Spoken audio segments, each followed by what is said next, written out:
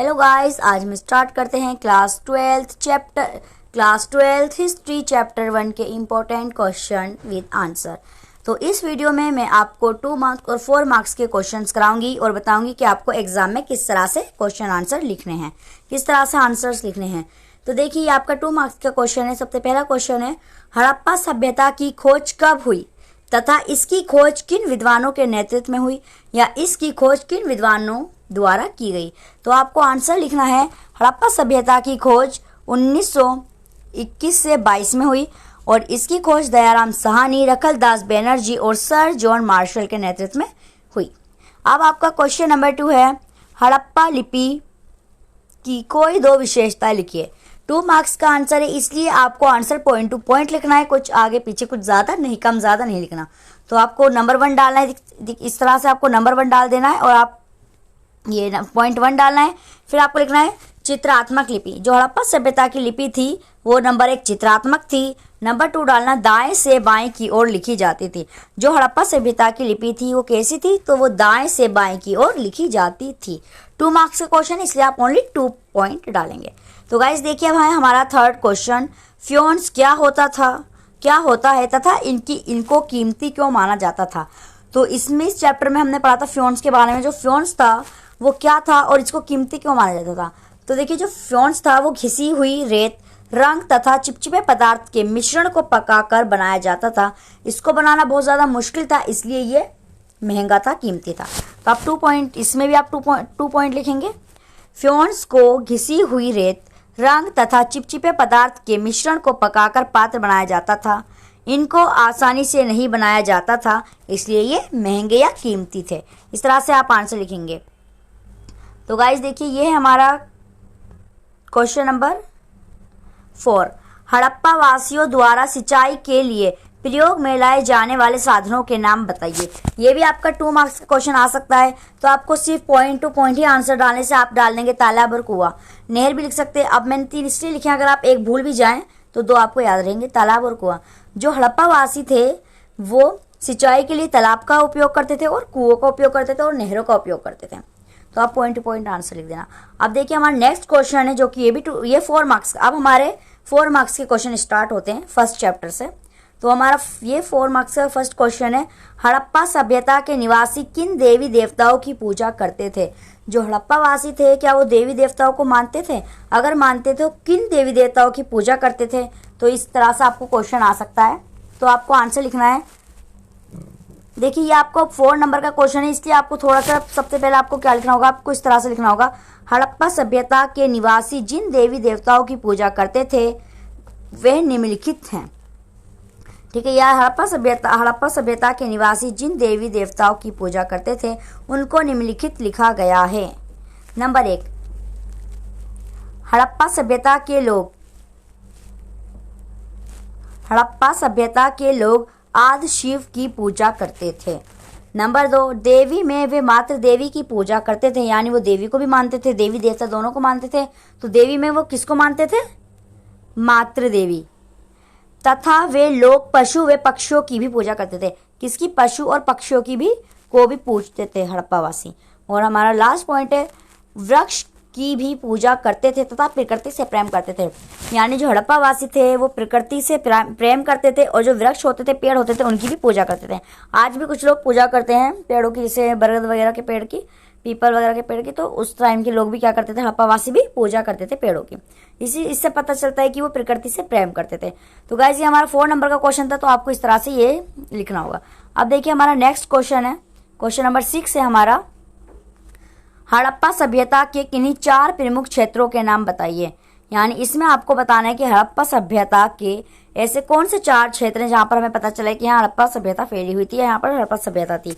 तो आपको लिखना है नंबर 1 हड़प्पा सभ्यता हड़प्पा से मिली। नंबर 2 लिखना है आपको मोहनजोदड़ो। नंबर 3 लिखना है आपको लोथल। नंबर 4 लिखना है धोलावीरा। और इसको थोड़ा सा आपको डिफाइन कर देना है, क्योंकि आपका 4 मार्क्स का क्वेश्चन है। ठीक है, तो आप इस तरह से लिख सकते हैं, हड़प्पा सभ्यता के प्रमुख क्षेत्र निम्नलिखित हैं, जैसे नंबर 1 हड़प्पा, मोहनजोदड़ो, लोथल, धोलावीरा। और आप इसके बारे में थोड़ा सा डिफाइन कर देना। अब देखिए, आपका हमारा नेक्स्ट क्वेश्चन है, जो कि 4 मार्क्स का है, हड़प्पा सभ्यता के अंत के लिए कौन से कारण उत्तरदायी थे। जो हड़प्पा सभ्यता थी उसके लिए कौन से कारण थे जो उत्तरदायी थे?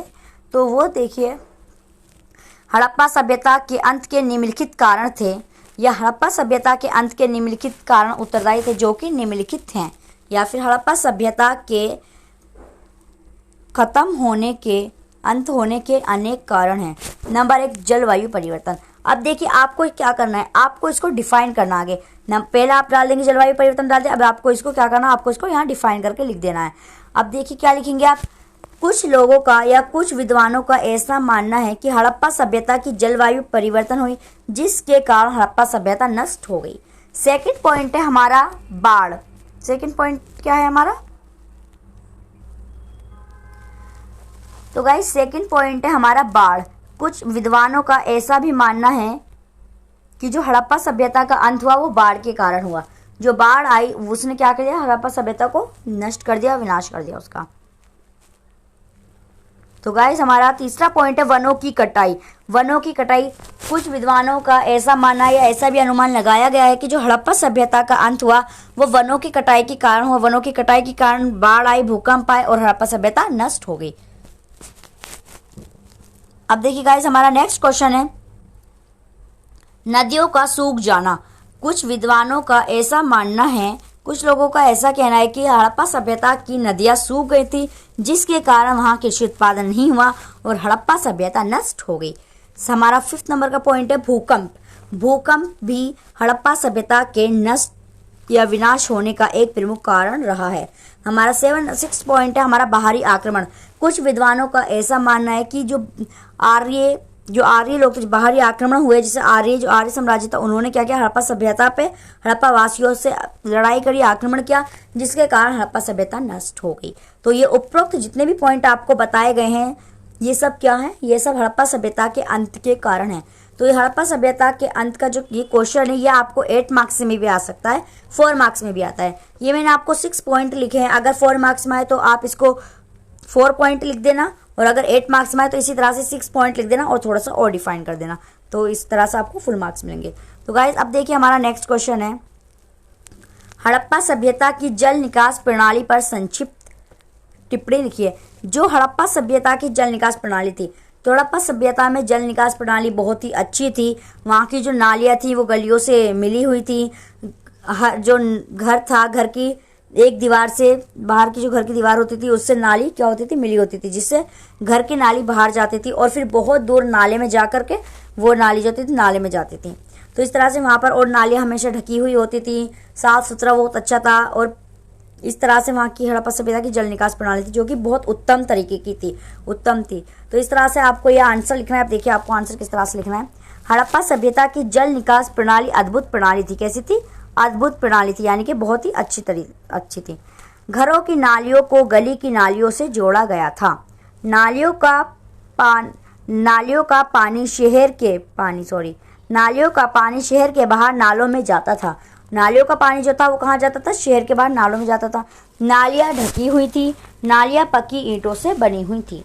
जो नालियाँ थी वो पक्की ईंटों से बनी हुई थी। तो इस तरह से वहाँ की जल निकास प्रणाली बहुत ही ज़्यादा अच्छी थी। मतलब नालियों में जैसे बहुत ज़्यादा कीचड़ हो जाती है सड़कों पे, तो इस तरह से कोई परेशानी नहीं होती थी। बारिश के टाइम में भी वो बहुत सही रहती थी। अब देखिए हमारा नेक्स्ट क्वेश्चन है, क्वेश्चन नंबर 9 है हमारा। हड़प्पा वासी किन फसलों की कृषि करते थे तथा वे किन फसलों का उपयोग करते थे? यानी हड़प्पा वासी कौन सी खाद्य वस्तुएं खाते थे और किन फसलों की वो कृषि करते थे? तो आपको ये क्वेश्चन इस तरह से आएगा, आपको आंसर लिखना है। हड़प्पा वासी, अब देखिए पॉइंट टू पॉइंट यहाँ पर आंसर लिखा हुआ है, तो आपको ये 4 मार्क्स में आएगा, तो आपको थोड़ा सा लिखना पड़ेगा। हड़प्पा वासियों द्वारा निम्न तरह की कृषि की जाती थी। हड़प्पा वासी खाने में अनेक प्रकार की खाद्य वस्तुएं खाते थे। इस तरह से आपको लिखना है, फिर आपको पॉइंट डाल देना है। फिर आप पॉइंट डालेंगे, फिर आपको ऐसे लिखना है। हड़प्पा वासी निम्न फसलों का उत्पादन करते थे। नंबर 1, हड़प्पा वासी खाने में गेहूं का प्रयोग करते थे। दाल, चना,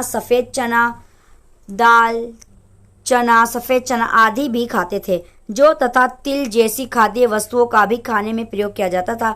हड़प्पा वासी गेहूं, चना, जौ, तिल आदि भी खाते थे और इन्हीं की क्या करते थे? कृषि करते थे।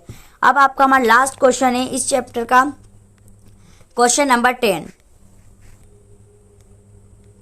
तो हमारा क्वेश्चन नंबर 10 है हड़प्पा सभ्यता में पाई जाने वाली लिपि का वर्णन करें। जो हड़प्पा सभ्यता में लिपि पाई गई थी उसका वर्णन करना। ये आपको 8 मार्क्स में भी आ सकता है, 4 मार्क्स में भी आ सकता है, 2 मार्क्स में भी आ सकता है।